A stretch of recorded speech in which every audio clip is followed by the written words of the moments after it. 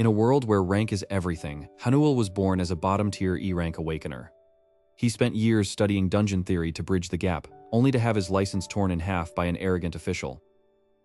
With his dreams crushed, he retreated into the dark corners of the internet, becoming a full-time gamer. His obsession was a notoriously difficult tower defense game called Monsters Block Monsters. While others hated the game's brutal difficulty, Hanuel found a way to earn a living through its unforgiving mechanics. However, the developers announced that today would be the final day of the server's life. Hanuel decided to spend his last hours attempting the legendary 700th wave that no player had ever cleared. The primordial gate opened on his screen, releasing a swarm of monsters that defied all logic. One by one, his high-ranking units were slaughtered by the relentless horde. Just as his castle was about to fall, a hidden condition triggered the awakening of the sovereign. A majestic blue-haired knight stepped forward, wielding a blade that hummed with divine energy. With a single swing, the sovereign sliced through the entire monster army like they were nothing. Hanuel watched in silence as the screen declared the 700th wave officially cleared. Suddenly, his stream crashed, leaving only a single mysterious viewer in the chat box. The viewer thanked Hanuel for awakening their lord, promising that harmony would soon follow. Before Hanuel could reply, an arcane portal ripped open right in the middle of his room. A holographic system window materialized, announcing that he had undergone a reawakening.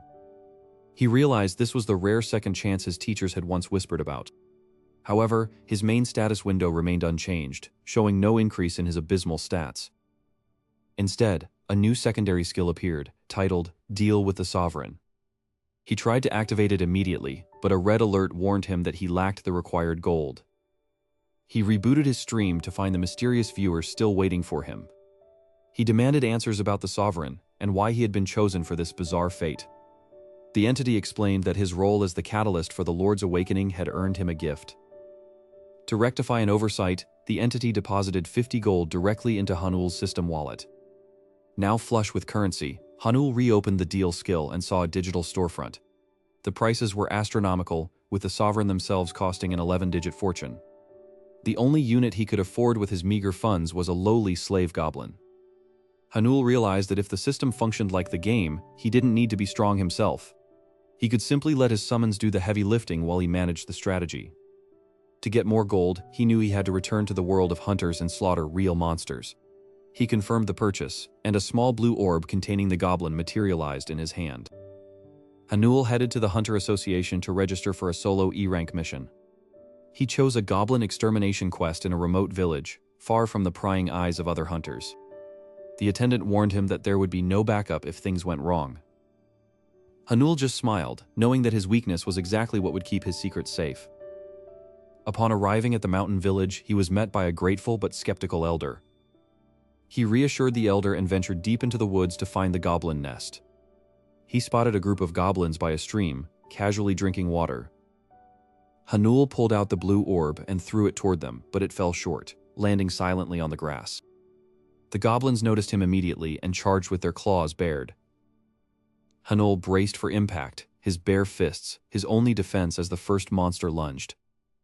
Suddenly, a massive explosive entry sent the hostile goblin flying backward. Hanuel recognized the summon instantly. It was Gono, the minion he had grinded to god-tier status. Gono moved like a flash of lightning, tearing through the remaining monsters in seconds. Standing among the corpses, the blood-soaked goblin turned and gave Hanuel a cute puppy dog face. Hanuel dropped to his knees and hugged his long-lost digital companion, finally realizing he wasn't alone anymore. But the hunt was only beginning, as a massive rumbling from the deep forest signaled a much larger threat. A giant ogre smashed through the trees, its eyes red with primal rage. Hanuel adjusted his glasses and ordered Gono forward, ready to prove that rank was nothing but a number. Hanuel stared at the final server offline message on his screen, feeling as though his last connection to the world had been severed. He noticed the chat box hadn't completely cleared, revealing a single remaining viewer who called themselves the Sovereign's Servant. Suddenly, a violent spark of electricity arced from his keyboard, making him jump back in terror. A massive rift in space tore open in the center of his room, swirling with arcane blue energy that defied the laws of physics. A holographic window materialized before his eyes, displaying the exact same interface as the game he had played for 7 years. The system announced the activation of the Lord's Castle of Illusion skill, a title that Hanuel recognized from the game's deepest lore. He reached out to touch the floating screen, his fingers passing through the light as if it were a ghost. The mysterious viewer typed again, explaining that Hanul's victory in the 700th wave had triggered a real-world reawakening. Images of the Sovereign flashed through his mind, the blue-haired knight standing amidst a field of monster corpses. He tried to activate the deal with Sovereign skill, only to be met with a red error message stating he had 0 gold. The viewer apologized for the oversight and instantly deposited 50 gold into Hanul's new digital wallet. With the currency secured, Hanul navigated to the Unit Recruitment tab, seeing familiar monster silhouettes available for purchase. He saw that a standard slave goblin was the only unit he could currently afford with his meager funds. A small smirk played on his lips as he realized the game mechanics he mastered were now his greatest weapon. He clicked the purchase button and a small blue orb materialized in his palm, pulsing with a rhythmic heartbeat. To test his theory, Hanul decided he needed to venture into a real dungeon to see if the summoning would hold. He arrived at the Hunter Association, a place where he was once laughed at for being a useless E-ranker. The receptionist barely looked at him as she listed the lowest level tasks available for rookies. He chose a goblin extermination quest in a remote village, intentionally picking a spot far from the prying eyes of the media. During the train ride to the village, he studied the system windows, uncovering a hidden affection stat for his summons. He wondered if the monsters he summoned were merely digital copies or something far more sentient. The train came to a halt at a foggy, desolate station near the mountains. An elderly village chief met him, his face etched with worry about the green pests terrorizing their crops. Hanul promised to handle the problem, though the chief looked skeptical at the boy's lack of any visible weapons. He ventured deep into the overgrown forest, his ears picking up the guttural chattering of monsters. He spotted 3 wild goblins drinking from a muddy stream, their eyes glowing with a feral hunger. Hanul pulled the blue orb from his inventory, feeling the cool surface hum against his palm. He hurled the orb with all his strength toward the clearing, watching it sail through the air. The orb hit the dirt and rolled uselessly to a stop, failing to activate in the way he expected. The wild goblins shrieked in unison, baring their teeth as they rushed toward the defenseless human. Hanul raised his arms to protect his head, closing his eyes as the lead monster lunged for his throat. A sudden explosion of blue light knocked the goblins back, accompanied by the roar of a powerful warrior. Standing before him was a tall, muscular goblin, clad in heavy high-tier armor that Hanul recognized instantly. It was Gono, the very first unit he had ever trained to level 100 in the game.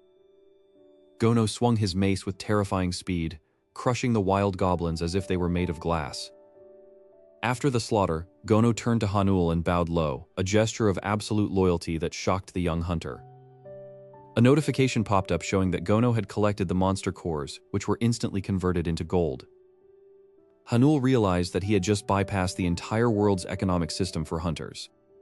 Far off in the capital, a high-ranking guild leader felt a strange ripple in the mana density of the region. But the ground beneath Hanul began to tremble as a far larger shadow loomed over the trees, far bigger than any goblin.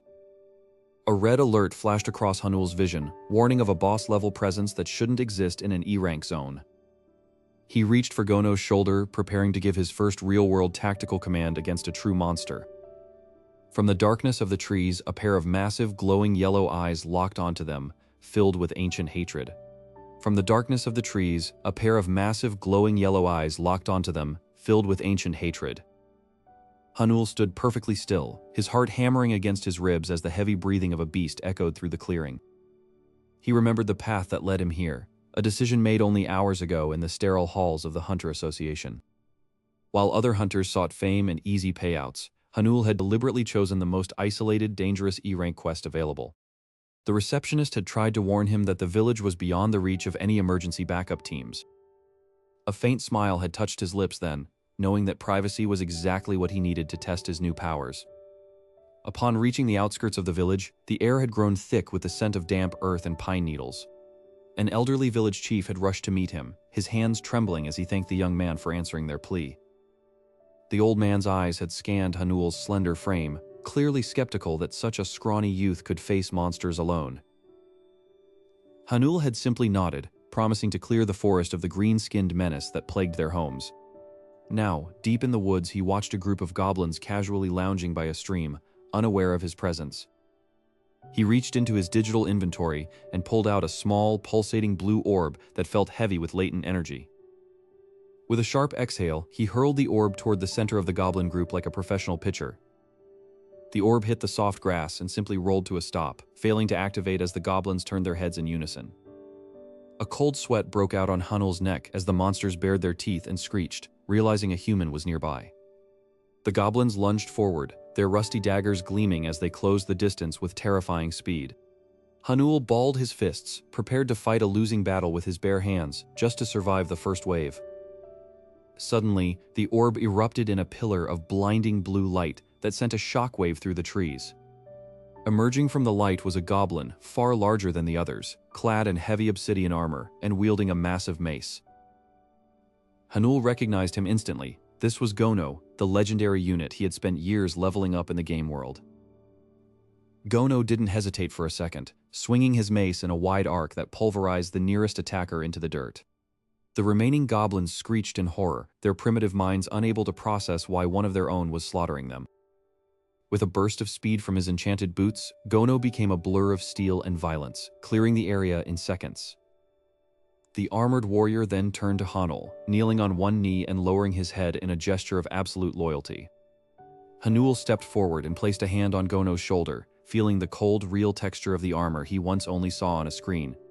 A notification chimed in his vision, showing that Gono's affection level had increased, unlocking a faint warm glow around the summon. But the peaceful moment was shattered by a low, guttural roar that made the very leaves on the trees tremble. Gono stood up instantly, his glowing eyes fixed on a massive silhouette emerging from the deep brush. It was an ogre, easily 10 feet tall, its skin covered in battle scars and fresh bleeding wounds. Hanul realized this monster was far beyond the level of the mission, a boss-level threat that shouldn't be here. A red timer appeared in his HUD, warning him that Gono's summon duration was down to its final 3 minutes. Gono didn't wait for a command, charging at the behemoth with a roar that rivaled the ogre's own. The ogre swung its massive tree trunk, but Gono leaped into the air, narrowly dodging the crushing blow. With a thunderous impact, Gono's mace connected with the ogre's head, sending a shockwave that flattened the surrounding grass. The giant beast wobbled for a moment before collapsing like a felled tower, the earth shaking as it hit the ground. With only seconds left, Gono reached into the ogre's chest and pulled out a massive, glowing mana stone. The armored goblin gave Hanul one last proud look before dissolving into a cloud of blue particles as the timer hit 0.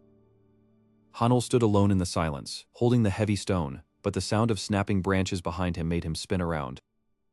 A group of fully armed hunters from the Pungbek Guild emerged from the brush, led by a woman with sharp, piercing eyes. The leader, Yun Sue, stared at the dead ogre and then at the solitary E-rank boy, her suspicion palpable. Just as she opened her mouth to speak, a chilling, distorted voice whispered through Hanul's mind, warning him that he was being watched by something far older than any guild. The chilling whisper about an ancient watcher still echoed in Hanul's mind as the system interface suddenly flickered with a violent crimson light. A thunderous chime rang out, announcing that the 701st wave of the Castle of Illusion would commence in exactly 10 minutes. He stared at the screen in horror, realizing that a failure to defend the castle would result in the absolute destruction of his world. The enemy roster appeared, revealing Count Gular and 61 elite Wyvern children, all ranked as 6-star threats. Looking at his meager squad of 4 goblins and 1 ogre, Hanul knew that a direct confrontation would lead to instant annihilation. He realized the system had restricted him from hiring new troops, forcing him to rely entirely on his veteran gaming knowledge. With 8 minutes left, he selected the Infinite Barrier perk, a high-level defense structure with a deadly loophole. This barrier provided total invincibility, but only if the user could manually sustain its durability through constant rhythmic interaction. For his offensive tool, he chose the Hakan Spoon, a unique item that allowed units to deal fixed damage regardless of the enemy's rank. As the timer hit 0, the sky above the castle turned black, swallowed by the leathery wings of dozens of wyverns. The monsters slammed into the barrier with bone-shaking force, their claws scraping against the magical energy. Hanul began his task, his fingers moving across the interface with the speed of a professional rhythm game player. Every click restored a single point of durability, barely keeping the shield intact as the wyverns unleashed their fiery breath. 2 hours passed, and his forearms began to burn with an agonizing lactic acid buildup. He realized he would have to endure this for 60 hours straight without a single moment to eat, drink, or sleep. Below the dome, his goblins stood ready, their enchanted spoons glowing with a faint, deadly light.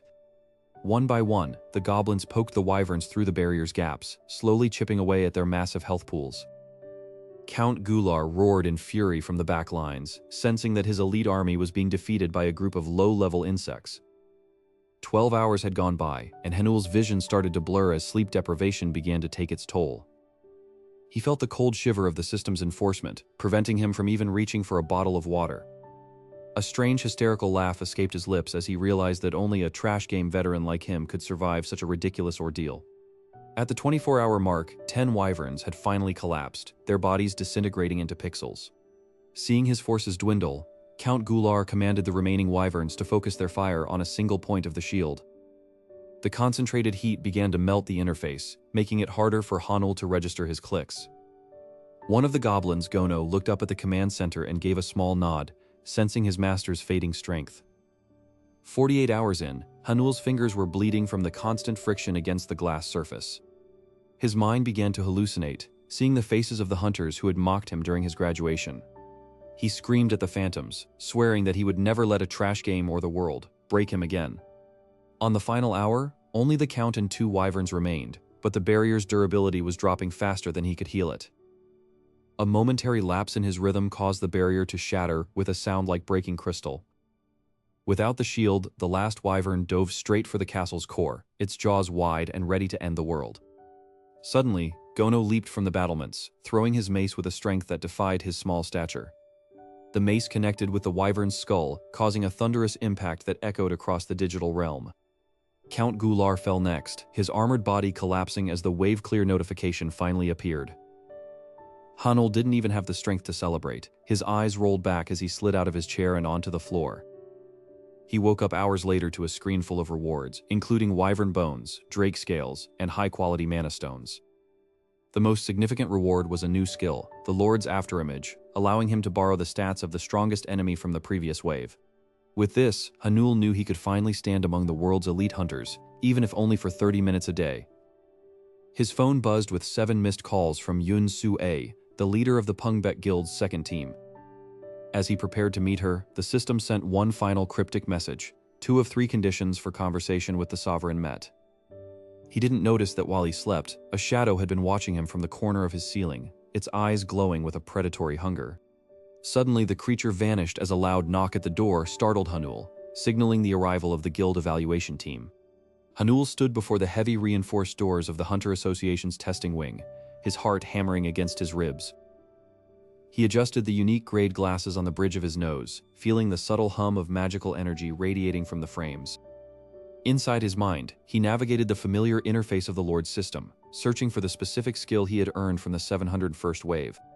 He selected the Lord's Afterimage skill, a powerful buff that allowed him to temporarily inherit the stats of the strongest monster he had recently defeated.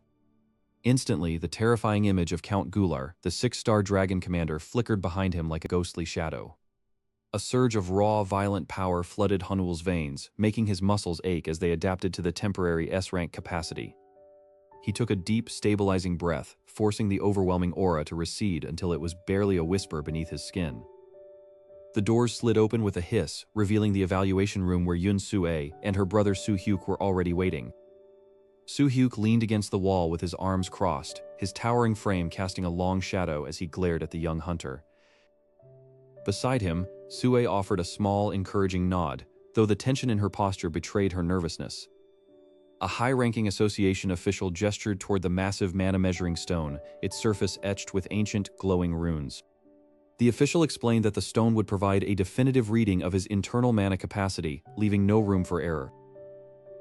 Su-hyuk remarked that if Hanul was a fraud, the stone would expose him in seconds, ending his career before it truly began. Ignoring the taunt, Hanul stepped forward, the sound of his boots echoing in the silent, high-ceilinged chamber. He remembered the last time he stood before such a device 7 years ago, when the result had been a crushing E-rank. With a steady hand, he reached out and pressed his palm against the cold, smooth surface of the measurement stone. For a moment there was absolute silence, and then the stone began to vibrate with a low, bone-shaking frequency. The receptionist behind the glass partition ducked instinctively as the air in the room grew heavy with crushing pressure. Su-hyuk's smug expression vanished, replaced by a look of pure disbelief as he felt the sheer scale of the power being measured. A blinding pillar of golden light erupted from the stone, shooting upward toward the ceiling and illuminating the entire facility. The digital readout on the official's tablet scrolled through ranks at a lightning-fast speed, bypassing D, C, and B without slowing down. It paused momentarily at A rank before the screen suddenly turned a deep, warning red, displaying the letter S in a jagged font. It's an S rank, the official whispered, his voice trembling as he stared at the impossible data. Hanul pulled his hand away from the stone, the golden light dissipating as the Lord's afterimage timer continued to tick down in the corner of his vision.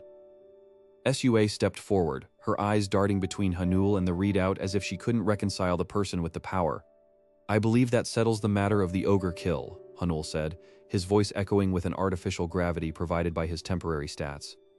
Suhyuk finally found his voice, demanding to know how an E-rank could have hidden such a monstrous amount of mana for 7 years. Hanul simply shrugged, claiming that some flowers just take a little longer to bloom than others. In truth, he knew his S-rank status was a ticking time bomb that would expire the moment the skill wore off. The official quickly processed the paperwork, declaring Hanul an official B-rank rookie due to the association's policy against 3-rank jumps. Suhyuk immediately invited Hanul for coffee to discuss a guild contract, his tone switching from aggression to desperate recruitment. Hanul coldly rejected the offer, stating he only dealt with Sue for matters regarding the Pungbek Guild. He left the siblings in a state of shock, his mind already racing toward his next goal, monetizing his new reputation. Back at his apartment, he opened his streaming software, watching the viewer count explode as news of the secret S rank began to trend. A massive donation of 10 million won suddenly flashed across his screen, sent by his mysterious viewer 1. The attached message was simple: go to the deepest part of the Garden of Meditation. Hanul knew the garden was a notorious dungeon that even Suhyuk had failed to fully conquer. Fine, he told his audience. If you want to see the impossible, I'll show you what a veteran gamer can really do. The screen suddenly glitched, and a new system quest materialized. Objective: reach the deepest part to unlock the Sovereign's secret. Just as he stood up to prepare, the shadow beneath his desk shifted, and a pair of glowing red eyes that didn't belong to any of his summons stared back at him. The glowing red eyes in the shadows faded as Hanul realized his journey was only beginning. He checked his inventory one last time before accepting the most dangerous mission of his life. The Garden of Meditation stood before him, a place where even S-rank guilds feared to tread. As he stepped through the gate, the environment shifted into a sprawling, misty lakeside. Suddenly, a system window appeared, warning him of the trial of the pig mallets. Hanul knew that protecting these weak creatures was the only way to unlock the hidden path. He summoned an ogre berserker to act as the primary defense against the encroaching lizardmen. Looking at his inventory, Hanul decided to gamble his last premium gacha ticket. The light burst forth, revealing a legendary S-rank artifact, the Archmage's hat. Without hesitation, he placed the hat upon the confused ogre's head. A surge of blue energy enveloped the beast as its eyes began to glow with newfound wisdom. The monster bowed deeply and spoke with a refined, scholarly voice. He introduced himself as Odolf, ready to serve the sovereign with both brawn and brain.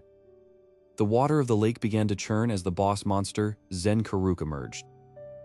The lizard man let out a deafening roar, summoning a massive tidal wave to crush them.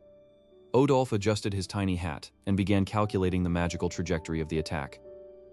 Hanul ordered Odolf to intercept the wave using his log as a magical catalyst. The ogre smashed his log into the ground, creating an arcane shield that split the water.